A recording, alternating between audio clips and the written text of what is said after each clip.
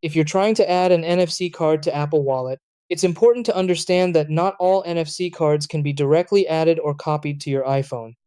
Apple Wallet only supports specific types of cards like transit passes, hotel keys, or access cards that are officially integrated with Apple.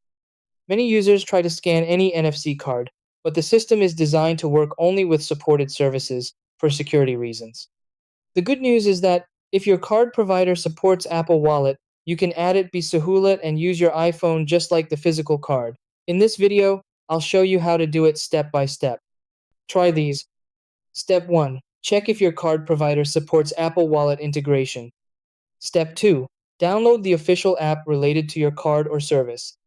Step 3. Log in and find the option to add your card to Apple Wallet. Step 4. Tap Add to Apple Wallet and follow the on-screen instructions. Step 5. Use your iPhone near the NFC reader to test the card.